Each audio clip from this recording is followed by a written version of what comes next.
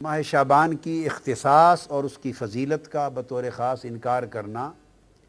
یہ کسی شخص کے علم میں کمی، مطالعہ میں کمی اور نقص ہو سکتا ہے۔ یہ حق نہیں پہنچتا کہ مطالعہ کی کمی، علم کی کمی کی وجہ سے کوئی چیز، کسی بدیہی حقیقت کا کوئی شخص انکار کر دے۔ اسی طرح بعض اوقات بعض لوگ، بعض سپیکرز، بعض سکولرز، بعض تبلیغ کرنے والے، خطاب کرنے والے بے دھڑک کہہ دیتے ہیں کہ شب برات کی کوئی حقیقت نہیں ہے، اور 15 شعبان معظم یعنی شعبان کے نصف شب کی، جو نصف شعبان کی اس مبارک رات کی کوئی فضیلت، کوئی اہمیت اور کوئی تخصیص نہیں ہے، بے دھڑک بیان کر دیتے ہیں کہ یہ بھی سراسر زیادتی، اسلام پر زیادتی اور اپنی جہالت پر پردہ ڈالنے کے مترادف ہے۔ حضور علیہ السلام نے فرمایا کہ آدھا علم ہے اپنی لا علمی کا اقرار کر لینا۔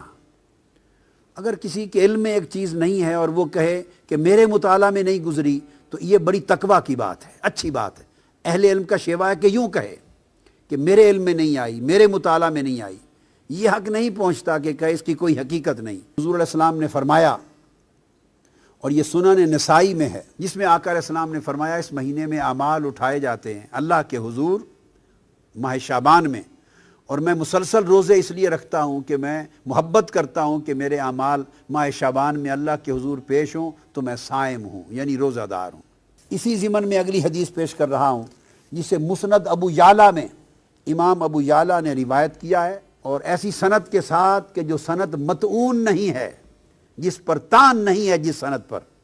اور وہ بھی ام المومنین حضرت عائشہ صدیقہ رضی اللہ تعالیٰ عنہ روایت کرتی۔ آقا علیہ السلام نے فرمایا ان النبی صلی اللہ علیہ وآلہ وسلم کان یصوم شعبان کلہ، آقا علیہ السلام پورا ماہ شعبان روزے رکھتے۔ قالت قلت یا رسول اللہ صلی اللہ علیہ وسلم احب الشہور الیک ان تصومہ شعبان، سارے مہینوں سے زیادہ روزے رکھنے کے اعتبار سے رمضان کے بعد آپ کو ماہ شعبان اتنا کیوں پسند ہے، اتنا محبوب کیوں ہے؟ یہاں آقا علیہ السلام نے دوسرا جواب دیا، یعنی ماہ شعبان کی دوسری فضیلت بیان فرمائی۔ فرمایا ان اللہ یکتب فیہ علی کل نفس میتۃ تلک السنۃ فاحب ان یاتینی اجلی وانا صائم۔ فرمایا کہ اے عائشہ، اس مہینے ہر وہ شخص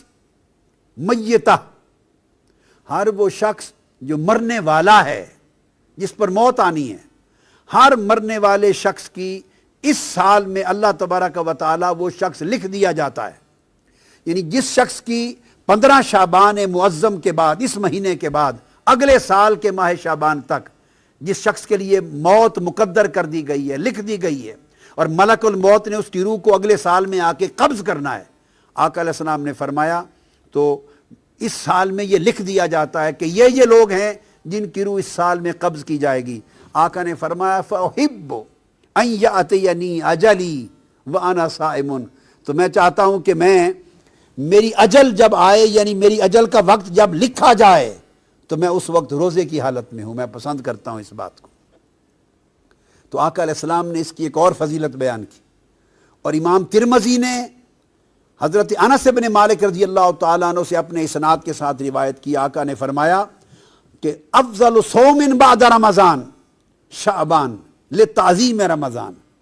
کہ رمضان کے بعد سب سے افضل روزے شعبان کے ہیں، اس لیے کہ شعبان کی تعظیم رمضان کی وجہ سے ہے، یا شعبان کی فضیلت رمضان کی وجہ سے ہے۔ اب ان دو حدیثوں کے بعد میں اس وقت نصف شب رمضان کے موضوع پر ترمذی شریف کی طرف آ رہا ہوں۔ صحیح بخاری اور صحیح مسلم سے عمومی شعبان کی فضیلتیں بیان ہو چکی، اب صحیح سیاہ ستہ کی معتبر کتاب جامع ترمذی، سنن ترمذی، اس کی طرف آ رہے ہیں۔ اس کا باب 39۔ اب وہ لوگ اس پر توجہ کریں جن کا یہ خیال ہے کہ شب برات کا اور 15 شب شعبان کا کوئی وجود، کوئی حقیقت اور کوئی فضیلت اور کوئی تخصیص نہیں ہے۔ انہیں چاہیے کہ کتب حدیث کھول کے پڑھیں، یا اساتذہ کے پاس، شیوخ کے پاس زانو تلمذ طے کریں قبل اس کے کہ وہ جھوٹے فتوے جاری کریں جہالت پر مبنی۔ باب 39 امام ترمذی نے باب قائم کیا ہے، باب ما جاء فی لیلۃ النصف من شعبان، 15ویں شب شعبان کی فضیلت میں باب قائم کیا امام ترمذی نے، اور عنوان ہی یہ شب نصف شعبان قائم کیا اس عنوان کے ساتھ۔ اور آگے پھر امام ترمذی نے حدیث نقل کی ہے، جس حدیث کی راوی پھر ام المومنین حضرت عائشہ صدیقہ رضی اللہ تعالی عنہا ہیں، اور ان سے روایت کیا ہے حضرت عروہ نے، عن عروہ عن عائشہ رضی اللہ تعالی عنہا قالت فقدت رسول اللہ صلی اللہ علیہ وآلہ وسلم لیلۃ فخرجت فاذا هو بالبقیع۔ اب یہاں دو باتیں ثابت ہوں گی۔ ام المومنین عائشہ صدیقہ رضی اللہ تعالیٰ عنہ فرماتی ہیں اس 15 شعبان کی رات تھی، جسے ہم شب برات کہتے ہیں، یہ 15 نصف شعبان کی رات تھی۔ میں نے اچانک رات کو دیکھا کہ آقا علیہ الصلوۃ والسلام اپنے بستر مبارک پہ آرام فرما نہیں تھے۔ جب میں نے دیکھا کہ بستر پہ آرام فرما نہیں ہیں تو میں فوراً گھر سے نکل پڑی آپ کی تلاش میں۔ جب تلاش میں نکلی تو فیضا ہوا بالبقیع، میں نے آقا علیہ السلام کو جنت البقیع یعنی بقیع کے قبرستان میں پایا۔ یہاں سے دو باتیں ثابت ہوئیں، ایک امام ترمذی کا 15 شعبان کی شب کے عنوان سے پورا باب قائم کرنا، اور سیدہ عائشہ صدیقہ رضی اللہ تعالی عنہا سے آقا علیہ السلام کی اس سنت کو روایت کرنا کہ 15 شعبان کی شب اٹھ کر عبادت کرنا آقا علیہ السلام کی سنت تھا بطور خاص۔ اور صرف عبادت نہیں، اس شب آقا علیہ السلام قبرستان تشریف لے گئے، جنت البقیع میں تشریف لے گئے، تو دو سنتیں ثابت ہوئی۔ بعض لوگ اس مغالطے میں بھی مبتلا ہیں، اور میں نے پڑھا ہے بعض اخبارات میں، بعض لوگوں نے کہہ دیا کہ قبرستان جانا اور فاتحہ کرنا بھی اس رات میں کہیں ثابت نہیں ہے۔ تو دیکھیے یہ سنن ترمذی کے باب سے ثابت ہے، آقا علیہ السلام کی سنت سے ثابت ہے کہ عائشہ صدیقہ رضی اللہ تعالی عنہا نے آپ کو جنت البقیع میں پایا، اور جب آپ ان کے پاس پہنچی تو آقا علیہ السلام نے فرمایا اکنت تخافین ان یحیف اللہ علیک ورسولہ، اے عائشہ صدیقہ رضی اللہ تعالی عنہا دوڑتی دوڑتی مجھے تلاش کرنے کے لیے آئی ہو، تمہارا کیا خیال ہے اللہ اور اللہ کا رسول تمہاری حق تلفی کرے گا؟ اب یہاں ایک بڑا لطیف نکتہ ہے، ان کو ایک گمان گزرا تھا جس کو آگے بیان کرتی ہیں، قلت یا رسول اللہ انی ظننت انک اتیت بعد نسائک، یا رسول اللہ صلی اللہ علیہ وسلم مجھے خیال گزرا، گمان گزرا کہ شاید آپ کسی اور زوجہ مطہرہ کے حجرے میں تشریف لینے گئے ہوں۔ یعنی وہ رات باری کے اعتبار سے ام المومنین عائشہ صدیقہ کی تھی،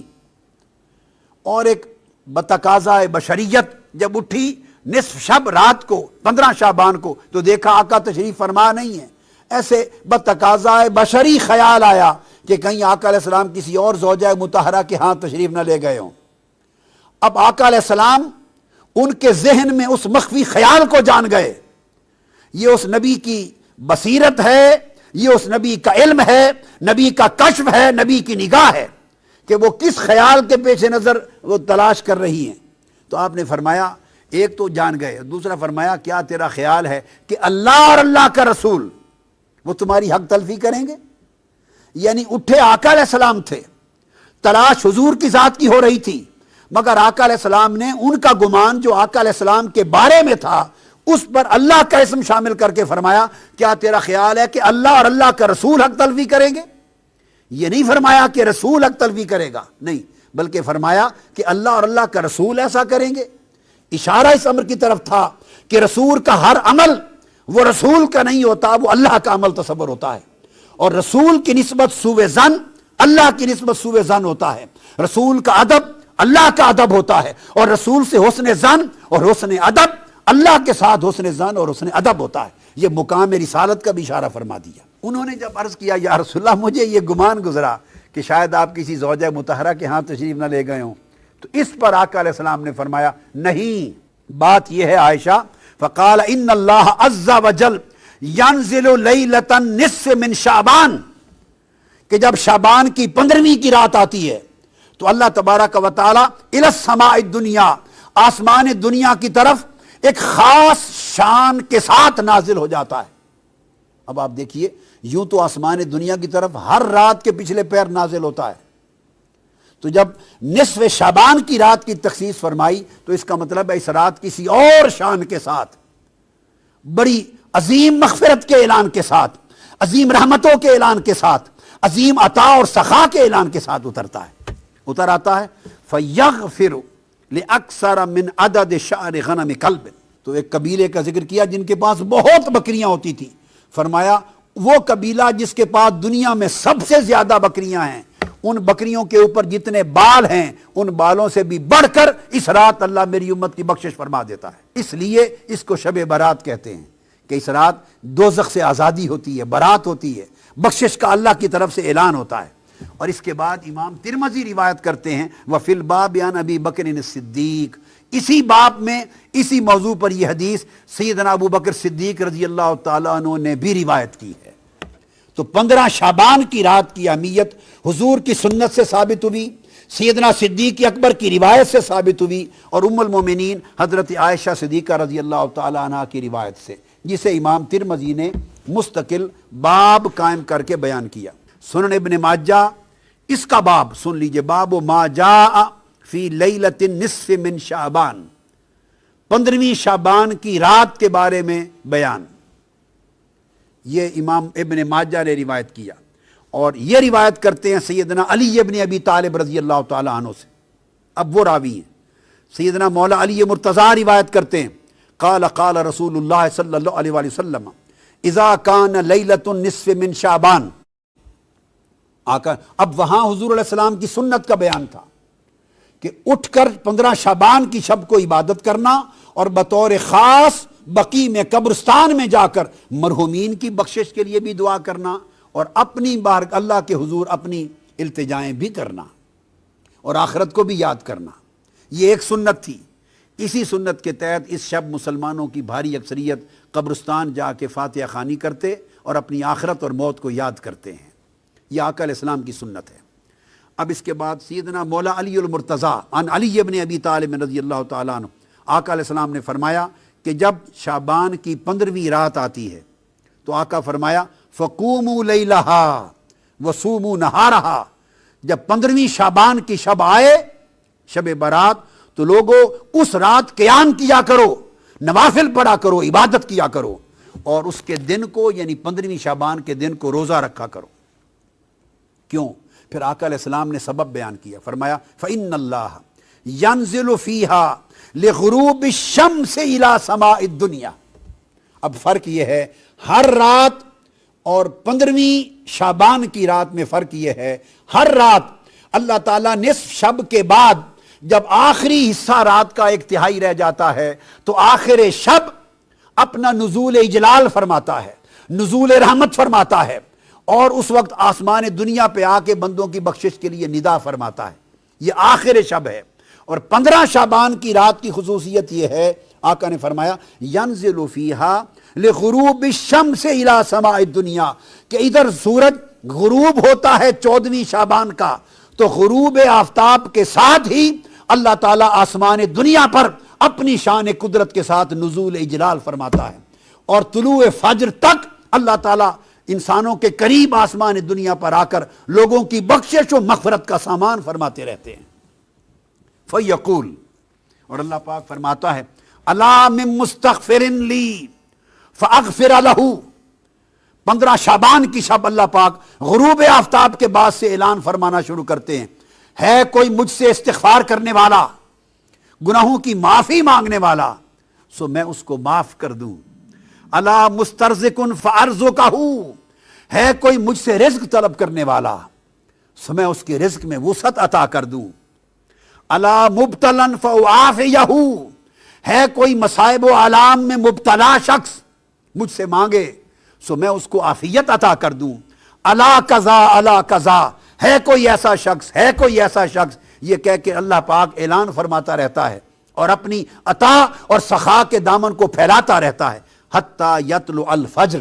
حتیٰ کہ فجر طلوع ہو جاتی۔ یہ امام ابن ماجہ نے باب قائم کیا۔ کثرت کے ساتھ اس سبجیکٹ پر احادیث آئی ہیں اور ائمہ حدیث نے ابواب قائم کیے ہیں کہ یہ گمان کرنا کہ اس کی کوئی حقیقت اور بنیاد نہیں، یہ سوائے جہالت اور لا علمی کے اور کتب حدیث اور ذخیرے حدیث سے بے خبر ہونے کی اور کسی چیز پہ دلالت نہیں کرتی۔ سب سے پہلے نئی ویڈیوز کو حاصل کرنے کے لیے شیخ الاسلام ڈاکٹر محمد طاہر القادری کے آفیشیل یوٹیوب چینل کو سبسکرائب کریں اور بیل آئیکن کلک کریں۔